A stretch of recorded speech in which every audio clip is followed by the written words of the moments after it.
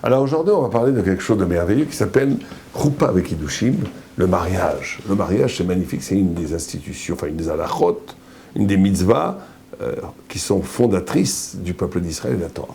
La Torah se passe par la famille, la Torah se passe, mais surtout elle se passe aussi, c'est pour ça qu'on dit toujours au Bachorim, aux jeunes étudiants en Yeshiva, tu ne sauras la vérité et la qualité de ton étude que quand tu seras marié, on va voir comment tu vas te conduire après le mariage. C'est tout à fait frappant de voir qu'il y a des gens qui étudient la Torah à l'Yeshiva, ils sont tout feu tout flamme, ils étudient magnifiquement, ils se marient, ils deviennent très moyens. Très moyens. Hein, il ne faut pas trop idéaliser, des fois, au contraire, le mariage, c'est une catastrophe pour le niveau de la flamme de la Torah. Pourquoi ? Parce qu'une fois qu'il est marié, il est dans la vraie vie. Et donc il n'y a plus le bluff, l'auto-bluff qu'un Baor Yeshiva peut se faire dans un cadre idéal de l'étude de la Torah, seul, avec des magnifiques rabbanim, dans lequel il peut s'envoler très loin, mais qui est temporaire, c'est pas sa vie.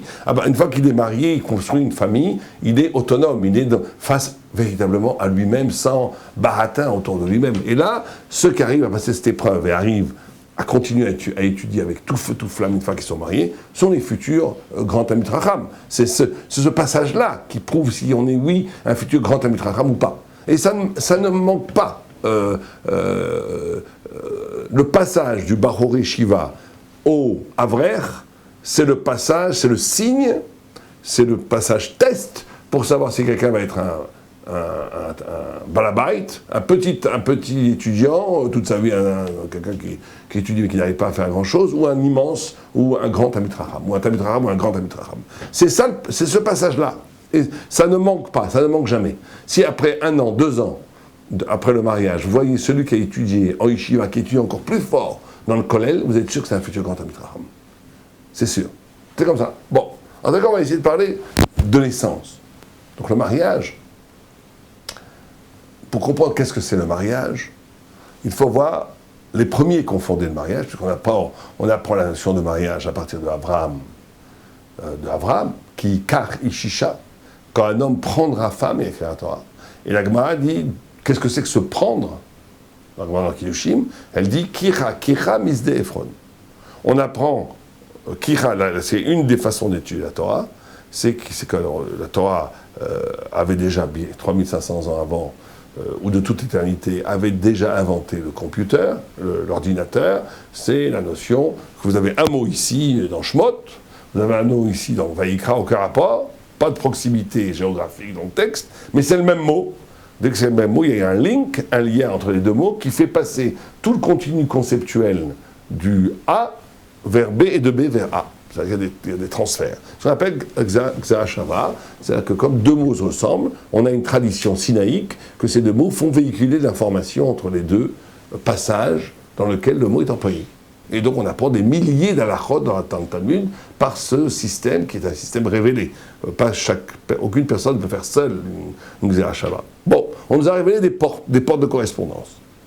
Or, Kicha Misde Ephron, c'est-à-dire que quand Kicha Misde Ephron, Kach Mimeni, Abraham dit prends de moi, Kach.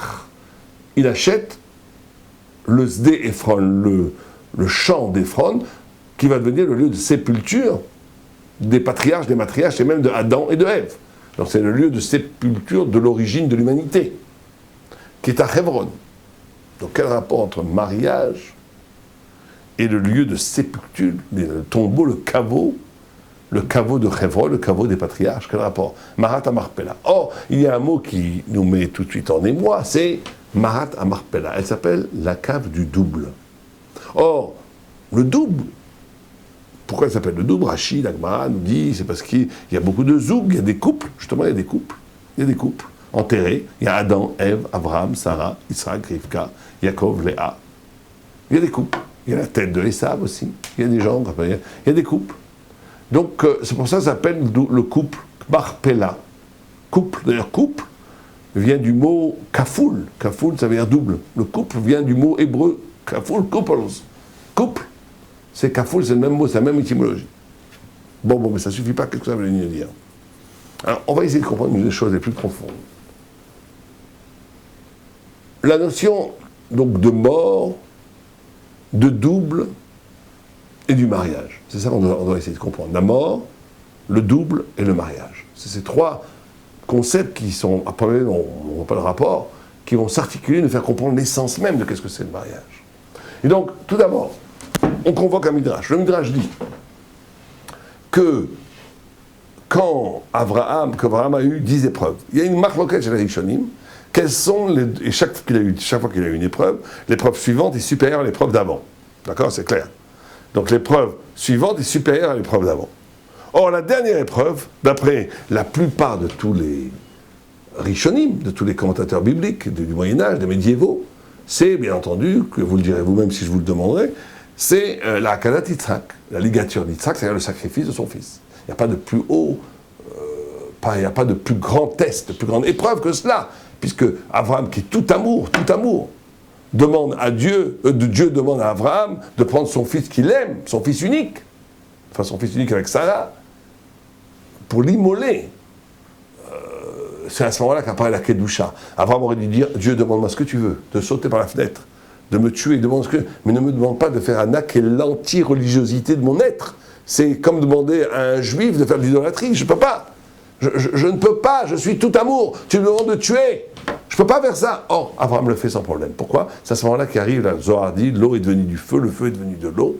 Yitzhak était tout digne à donner son corps d'amour. C'est-à-dire qu'on a la naissance de la Kedusha dans le peuple juif.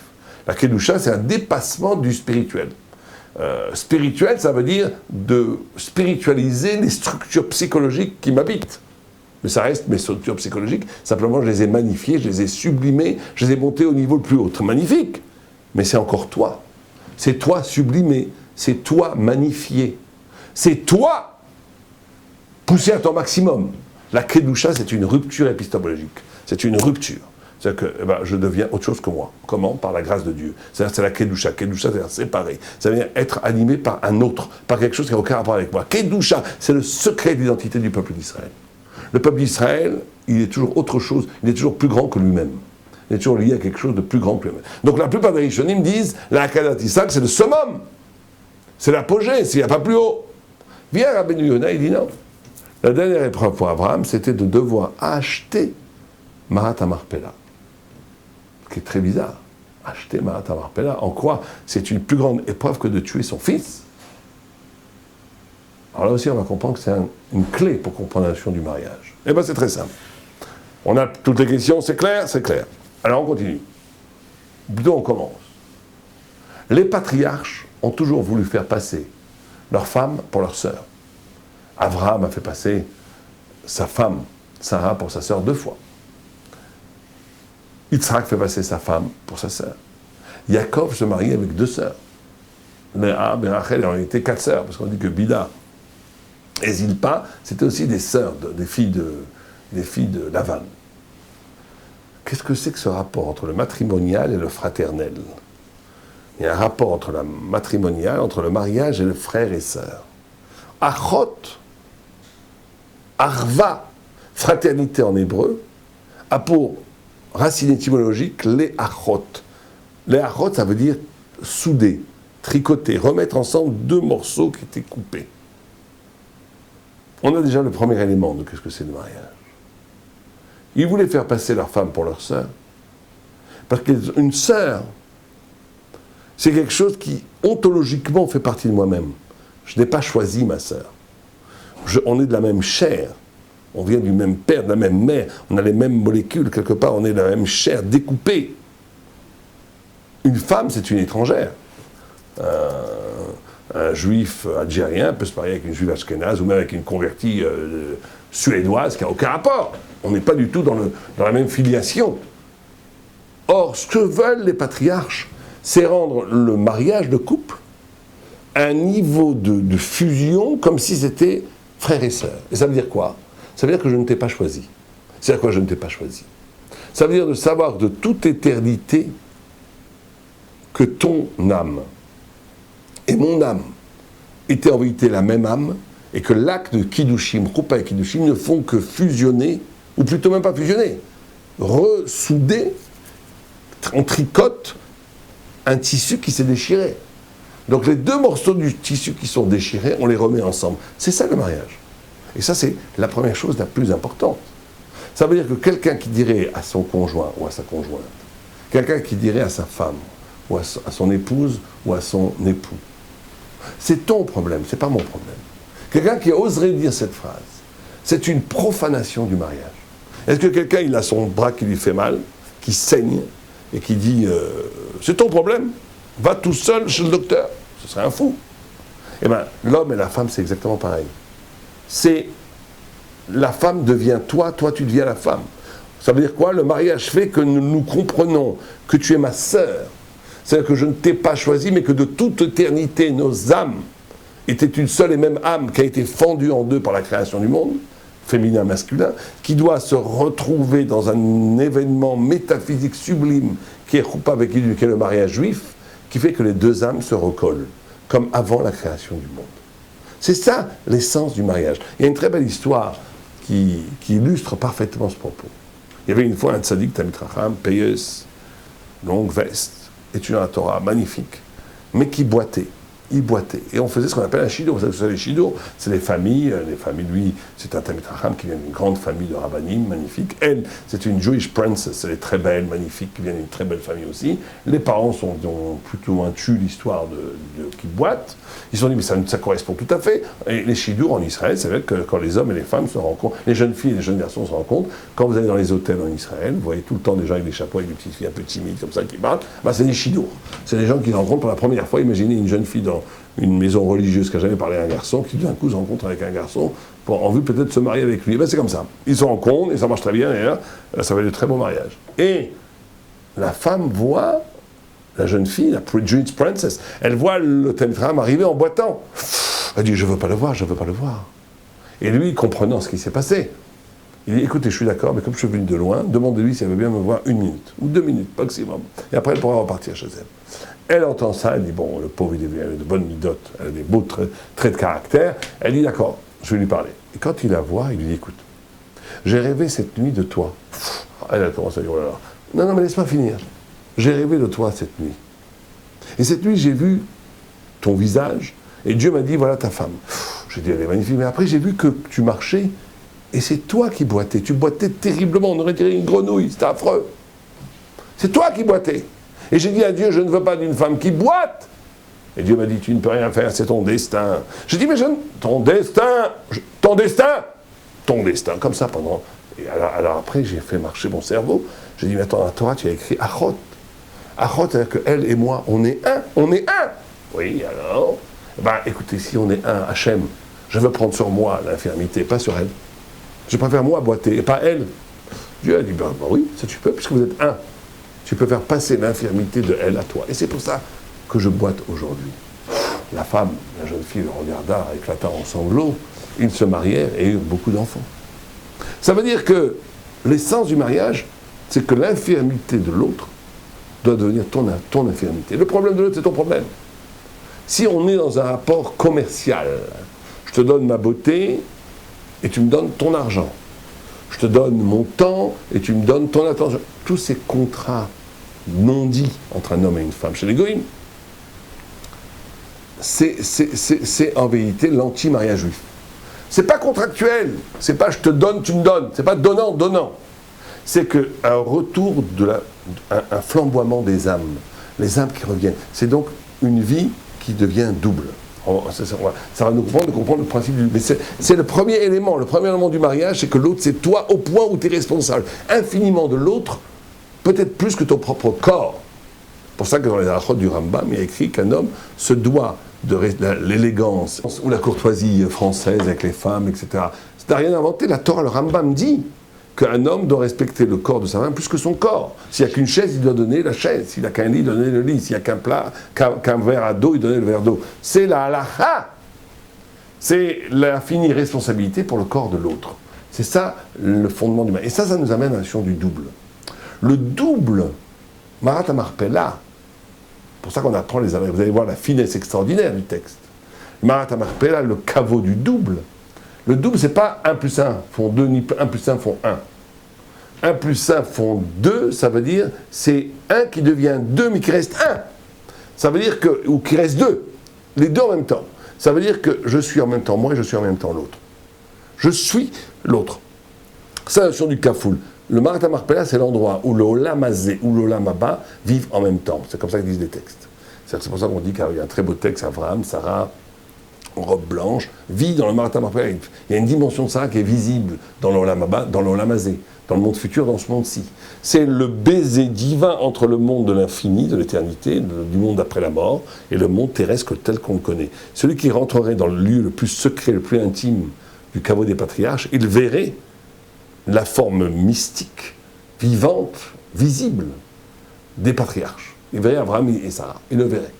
Pourquoi ? Parce que c'est le lieu où se rejoignent, c'est Kafoul. Kafoul, c'est double. C'est en même temps ici, en même temps ailleurs. Je ne sais pas si vous avez vécu ça. Il y a des moments où, quand on étudie une Gemara, ou quand on prie, ou quand un grand événement, c'est en même temps, je vis intensément le moment, et en même temps, c'est un instant d'éternité.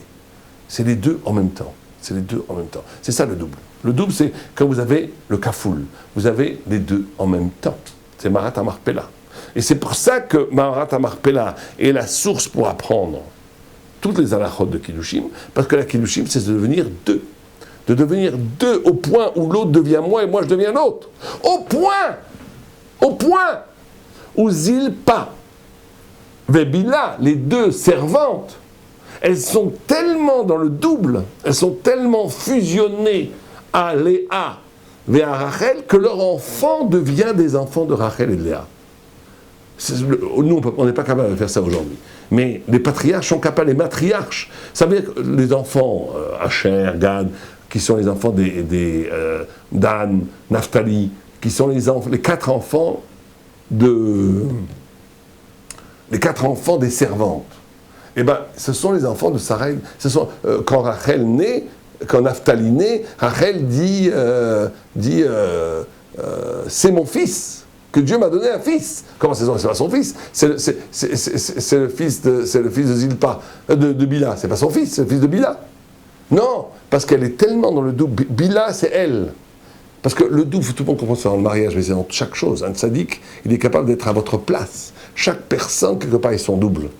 Donc, Rachel arrive à rendre Bila tellement son double que l'enfant de Bila, c'est l'enfant de Rachel. Regardez jusqu'à où ça va. Ça va jusqu'à là, cette notion de double. Donc, on a un enfant qui naît, qui est le fils de Bila, qui devient le fils de Rachel. Pourquoi ? Parce que c'est mon double. C'est mon double. Eh bien, le mariage, c'est le summum de ce double. L'autre devient moi, et moi, je deviens l'autre. Et c'est là où la finesse du texte est extraordinaire. Pourquoi Rabbeinu Yonah dit que le summum, le plus haut degré du test, c'est justement d'acheter Marat HaMarpela. Et quel rapport avec le mariage ? Alors vous allez voir, c'est là où il y a une finesse extraordinaire. C'est qu'effectivement, de demander de tuer son fils, c'est énorme. Quand Dieu te demande de sacrifier ton fils unique avec Sarah, c'est énorme. C'est la 9e, mais il y a un degré plus haut, qui est quoi ? C'est que quand tu arrives et tu crois que tu vas découvrir la spiritualité la plus extraordinaire, tu arrives au lieu du double métaphysique. Tu arrives à Marat HaMarpela, là où le monde d'en bas et le monde d'en haut se rejoignent, là où tu vas avoir une vision dantesque, une vision sublime de la vérité. Et qui c'est que tu rencontres ? Shrem, un goy commerçant, qui a un train de te jouer un jeu de blagueur, en disant mais non, c'est gratuit, non, 400 shekels, qui était énorme, 400 shekels, donc 4 fois le prix. Et là, tu rentres dans quelque chose de complètement prosaïque, complètement primitif. Et on dit que Abraham, de rester fidèle à l'espoir et au niveau de Marat HaMarpela, quand tu es entouré de quelque chose de complètement prosaïque, c'est le plus haut des niveaux. Et regardez comme c'est extraordinaire. Il y a des gens, ils viennent en Israël, ils croient rencontrer la lumière, ils arrivent, le voisin leur jette un seau d'eau sur la tête. On voit que c'est beaucoup plus dur qu'en France. On se croirait que... Et alors les gens, ils peuvent perdre la raison. Mais c'est ça la plus grande épreuve. Quand Dieu te demande des grandes choses et que tu les fais, c'est quelque part facile. Quand Dieu te demande de rester fidèle à ta spiritualité, à tes espérances, à ta grandeur, malgré l'épreuve quotidienne qui pourrait t'amener vers la mesquinerie, vers la petitesse et vers la bassesse, et que tu restes grand dans un univers de petitesse et de bassesse et de mesquinerie, voilà la plus grande épreuve. Et regardez comme c'est extraordinaire. On dit que c'est de là qu'on apprend au mariage. Kicha, kicha, misde Ephron. Parce que toute l'épreuve du mariage, c'est ça. Au début, le mariage, c'est grande chose. Regardez un fiancé, une fiancée, elle fait tomber son mouchoir, tout de suite, il lui rattrape. Est-ce que tu veux boire avant moi? Il lui donne la chaise. 3 ans après le mariage, la femme avec sa poussette, elle le fait tomber. Il lui crie, il dit, alors il y a ma bouche-ca, tu fais pas attention à ce que tu fais. Mais il ne serait jamais permis de faire ça pendant les fiançailles. Voilà, la vie quotidienne fait pendant on est familier, n'est-ce pas? Et qu'on n'a plus autant de respect l'un pour l'autre. Mais c'est ça. L'épreuve du mariage, c'est ça. C'est Marat Marpella. Comment, dans l'épreuve de la bassesse, de la mesquinerie du quotidien, tu restes dans l'élection de la grandeur? Comment tu restes fidèle à cet amour premier qui vous a scellé l'un et l'autre? Comment tu tombes jamais dans la banalité d'un rapport? C'est ça la plus grande épreuve du mariage. Et c'est pour ça qu'on apprend de Martha Marpella, et c'est pour ça que c'est la plus grande épreuve pour Abraham. C'est pour ça que c'est ça l'essence du mariage. Être capable, à 90 ans, de regarder sa femme comme sa jeune fiancée. Voilà l'épreuve, voilà ce que la Torah te demande. Rav Shlomo Zalman Auerbach avait un rapport insensé, magnifique avec sa femme. Quand il parlait avec un élève, quand il rentrait de la yeshiva pour rentrer chez lui, juste avant d'arriver chez lui, il se refaisait une beauté, comme ça. L'étudiant, il dit, j'ai un rendez-vous très important. Ma femme. Ma femme. Ah, il était vieux, il avait les cheveux blancs, il avait 80 ans, sa femme, il la connaissait depuis 60 ans. Chaque jour, c'était un nouveau rendez-vous d'amour. Magnifier le rapport, rester fidèle à l'origine de pourquoi on s'est marié, de ne pas sombrer dans le quotidien de la mesquinerie, rester fidèle à cette fusion, à cet accord, à cette alliance entre deux âmes, de rester dans le respect absolu et l'amour absolu de l'autre. C'est l'épreuve la plus grande, plus difficile que de sacrifier son fils. Et c'est ça qu'on nous demande, à chaque juif, pas simplement grand sadikim. Allez, nous.